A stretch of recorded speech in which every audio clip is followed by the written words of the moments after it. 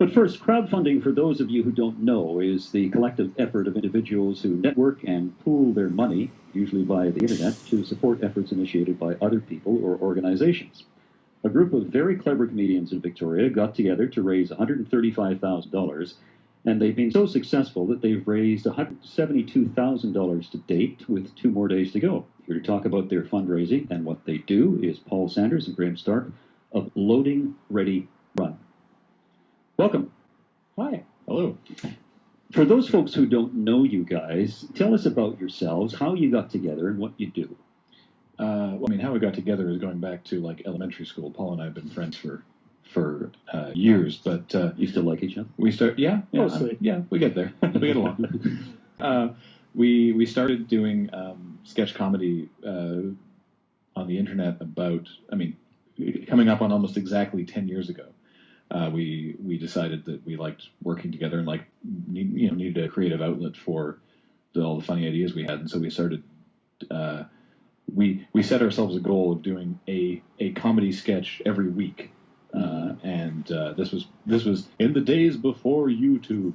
Go back in time. Oh yes. When video on the net was a pretty uncommon thing, and we started doing it and decided if we can stick to it, then we'll do it, and if we can't, then we'll try something else. And well, we've stuck with it, and we've done a sketch every week without fail for 10 years. 10 years. Yeah. No holidays.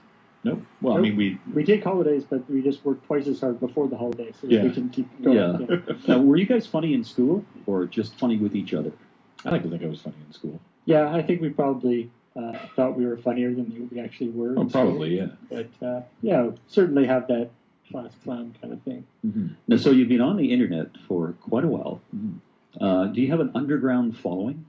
I would say so. Yeah. It's always interesting doing things like this locally, because we're not as well known in the local scene, but we're much better known on the internet.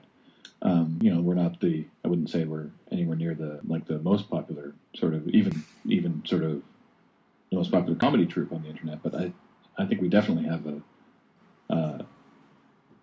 I would say it's a solid following. a solid cult Solid following. Yeah. I think so. Underground following, occasionally surfacing. I don't know. Underground makes it sound something, like it's the seedy underbelly of the internet, where sketch comedy reigns supreme. I kind of want to go there now. Yeah. No, So- we have a wonderful fan base. So fans get in contact you from everywhere in the world? Mm-hmm. Yeah, as we've, I think, as with a lot of things on the portions of the internet that speak English, most of our traffic comes from the U.S., followed by Canada and Australia and the United Kingdom and Ireland and All the Commonwealth countries. yeah, but I mean, we places have outside there as well. yeah, we have merchandise and stuff that we sell, and so it's always fascinating to see. This Yeah. T-shirt is going to Croatia. Yeah, or, for some reason, a lot of people in Sweden Yeah, like our stuff, well, or like the merchandise. Figure that out. I Yeah. like their flat pack furniture. So. Yeah. Yeah. Figure that out. Yeah. Well, that's interesting that you have a following all around the world. Mm-hmm. What was it like initially when you started? Slow. Very slow. I mean, Yeah. also very, very small, because once again, we said before YouTube, so the videos were Yeah. very, very small. They weren't HD, like something we like to say, because we get a lot of people asking us now, and they're like, how do we do what you do? And it's like, well, it's a lot easier for you to start than it was for us, because the camera in my cell phone is better than the camera that we started filming Loading Ready Run with. Mm-hmm. And so, we are not good at we're marketing. yeah, I mean, like Marketing, we're both that's what it's often called. you see with these things where there'll be like the sort of creative side and the marketing side, Yeah. and unfortunately, both Graham and I are the creative side, Yeah. and the marketing side kind of it's hard to we're always like thinking about the next video where we'd be like, oh man, what will we do this week? What do we do coming up? And so we'll often not even remember what we had done the previous week, and so it's sometimes difficult to to like market a piece. You go into film festivals or anything like that to try and actually raise our profile that way. Yeah. So we just put the stuff out there and told our friends. And And I don't actually know how people started finding it, to be perfectly yeah, it honest. just showed up in different It just word sort of of mouth. slowly spread through word of mouth. Friends told friends. We how hope to that do we've attracted a group of people who are sort of like-minded individuals, right? We produce our sketches about basically whatever we want, whatever we think is funny. And so hopefully you will find it funny yeah, as well. if we have attracted the right types of people, then hopefully they will find it funny too. Now, is it just you two guys? Oh, goodness, no. No, I mean the Loading Ready Run crew, as we call it, has varied quite a bit over the years. Yeah, right now we have sort of 4 dedicated people, but that's been up as high as 7 at times, and then some people have, gone away to school and things like that. But no, we could never have done, because we do so much more than the sketches now, that we could never do all that just by ourselves. But it started as Paul and I, but even at the beginning, we always had help from our friends. And so, I mean, the majority of the people who are helping us out in these things are people who we've known for years. And it's actually, if you get to become a good friend of us, you're going to be in a video. Chances are, especially if you have some free time, we can be like, hey, we need somebody in this video in an hour. Yeah, I can't think of anyone who I'm like really good friends with now who we haven't conscripted for something at some point. Tell me about the creative process that you guys go through. Oh, goodness. I mean, it's a video can come from anywhere, really. It'll either often we do sort of 3 to 5 minute little sketches, and so it can often come from a funny conversation we've had, something you see in like a movie or a TV show or something, or just something randomly you think of as you're about to go to sleep. Yeah. That's a good one. One of the latest ones I wrote was a sketch about Breaking Bad, the TV series, and how I hadn't seen it, but where have you been? I know, right? Well, this is what the sketch is about. The sketch is about. Yeah, is that I never got around to watching it. I'm behind on television. Like I still have to catch up on Game of Thrones. I'm sorry. But every Sunday, everyone I follow on Twitter is just losing their mind about whatever happened on Breaking Bad that night, because of course no one wants to spoil it, so they're just saying things like, "Holy crap, Breaking Bad! What? That was amazing!" Yeah. And so, and I'm just sort of like, yeah, that Breaking Bad thing. And so I ended up writing a video about people who they've never seen it, but they just sort of maintain that they have by non-specifically going, yeah, no, the episode was crazy, without saying any specifics. And then it sort of... So then that turned into a whole thing. It sort of gets revealed that basically nobody actually watches Breaking Bad. Everyone is just pretending. I think that's sort of where the video ended up going. But yeah, it can be like, we'll be watching a movie and say something funny and then be like, oh man, what if this movie actually did that? What if it was in a situation like this movie, but the characters did this thing instead? And we'll just sort of go from there. I mean, yeah, the sketch inspiration can come from anything. So Graham, how much of Breaking Bad have you seen? Literally none. None? No, actually, I've seen... So you don't know about Gus or any of that stuff? No, I have no idea who Gus is. I've seen the animated GIF of Walter. His name is Walter, throwing a pizza on the roof.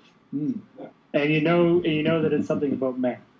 Yeah, well, yeah. No, I got that part. part. Involved in something. I got that part. I did appreciate there was a cartoon I saw online. It was like, what if Breaking Bad happened in Canada? It's like, I'm sorry, you have cancer. And then, Walter White's like, oh my God, how am I going to afford this? I'm going to need to, I'm a teacher, I don't make that much money. I'm going to have to, turn to a life of crime. And the doctor was like, what, are you insane? We'll treat you. It's a short series. Short series if produced by the CBC. Yeah. When we come back, I want to talk to you about your crowdfunding and the money you're raising. And we're talking to Graham Stark and Paul Sanders of Loading Ready Run. Interactive Talk.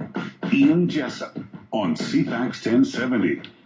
Welcome back. We're talking to Paul Saunders and Graham Stark of Loading Ready Run. And Graham noticed in my notes that I had Load Ready Run. So I screwed it up. It's a common mistake. It's a common mistake. Where did Loading Ready Run come from?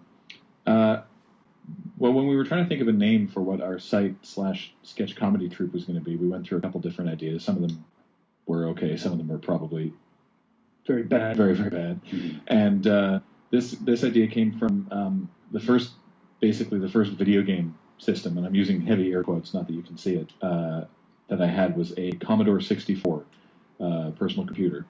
And whenever you launched any piece of software, then the computer would say loading, and then it would say ready, and then you had to type run.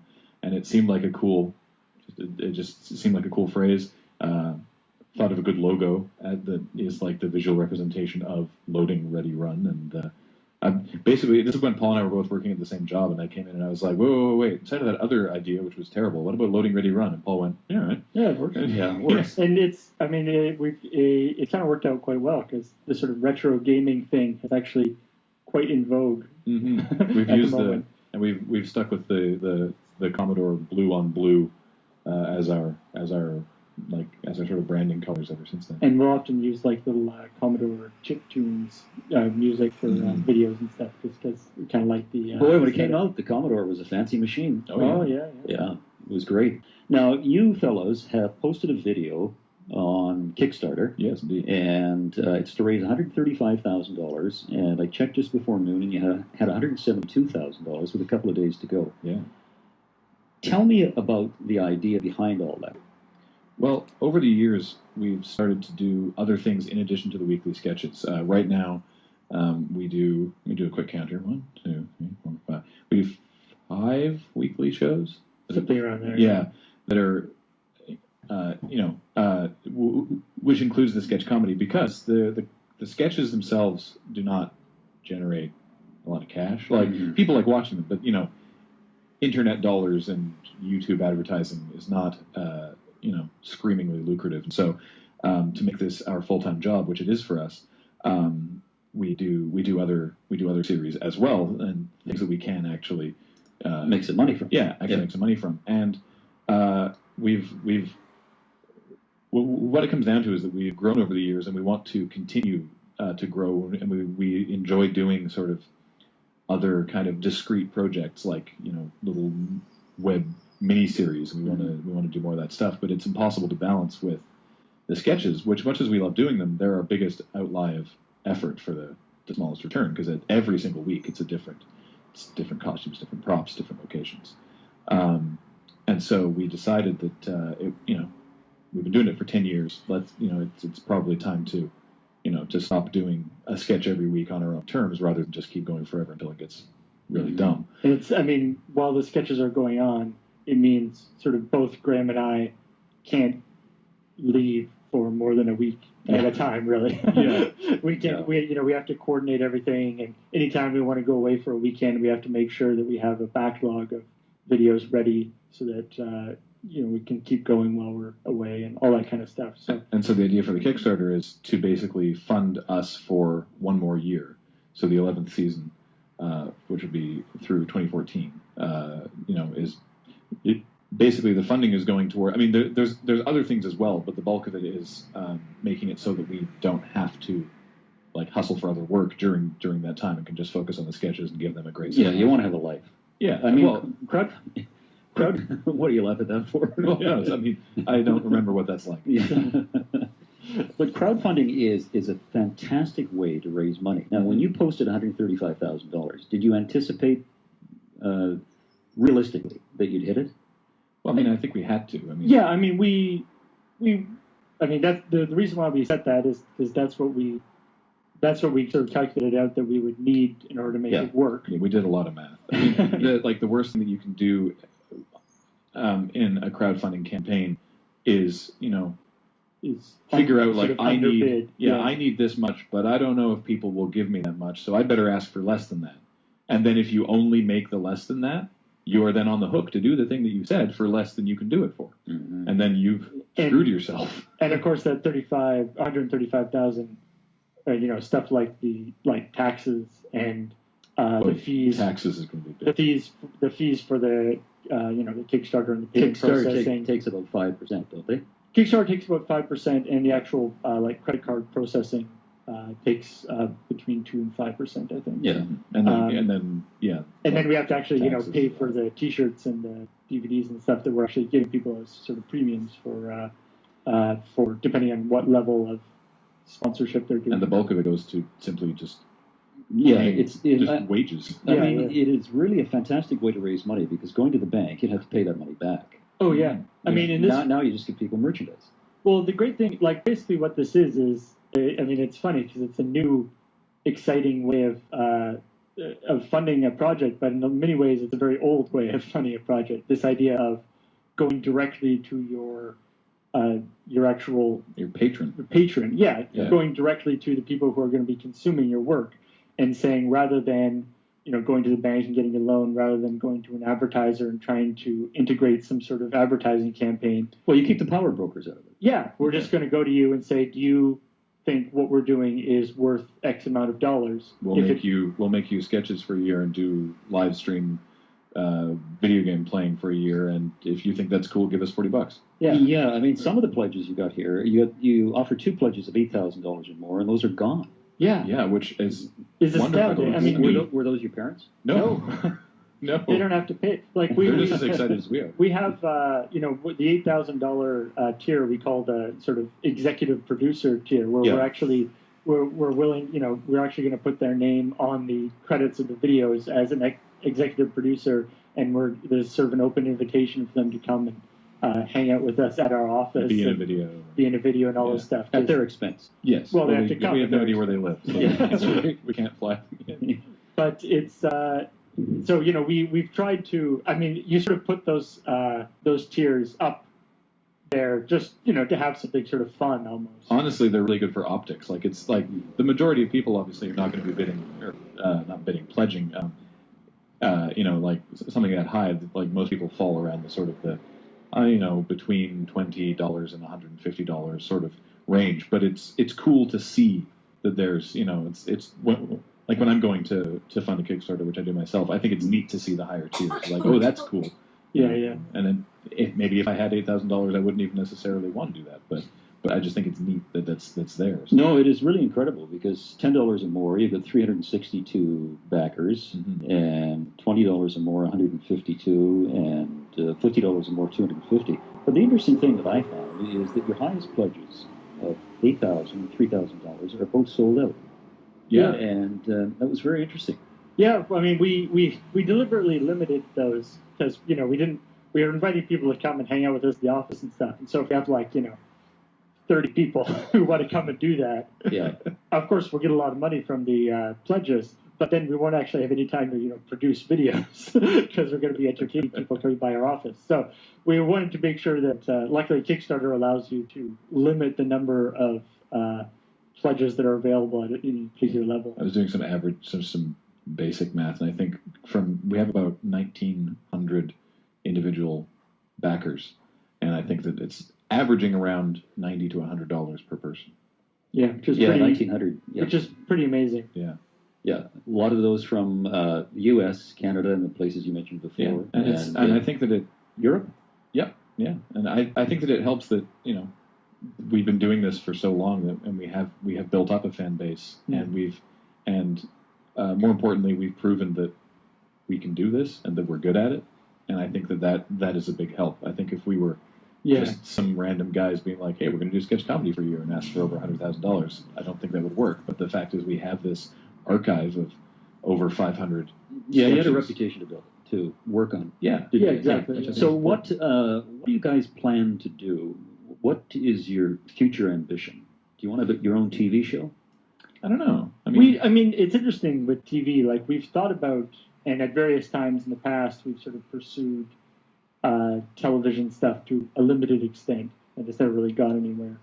And we're almost at the point now where, television and the internet are merging together in a lot of ways. And so, I don't know, I figure that actually if we just keep doing what we're doing, eventually we'll end up on TV anyway, because everybody's TV will be everybody's television will be showing the internet anyway. Yeah, we were at a convention. I don't typically watch TV when I'm at home, but we were at a convention and there was like the Tonight Show or something, and literally half of Leno's material is look at this video we found on the internet. It's so depressing. And how many set-top boxes can show YouTube videos now? Yeah, exactly. So, I mean, yeah, TV is Don't laugh, I steal them too. That's fine. Like TV is a whole sort of different monster. Yeah. I mean, I think we'd be open to it. Yeah. If what's downstairs is CTV, right? That's exactly right. Yeah. Well, if anyone's listening, give us a call. But we're happy on the internet. Yeah, we've had friends in this sort of industry who have had that opportunity to do television programs, and while it's been very exciting for them, they are often the idea of all the sort of administrative overhead that being on TV requires is because of course if we want to shoot a video, all we have to do is grab a camera and grab a microphone and go and shoot it. Whereas if you have a TV show, there's a lot more involved. Yeah. Guys, thanks for coming in. Appreciate it. Paul Saunders and Graham Stark, Loading Ready Run. And news is next.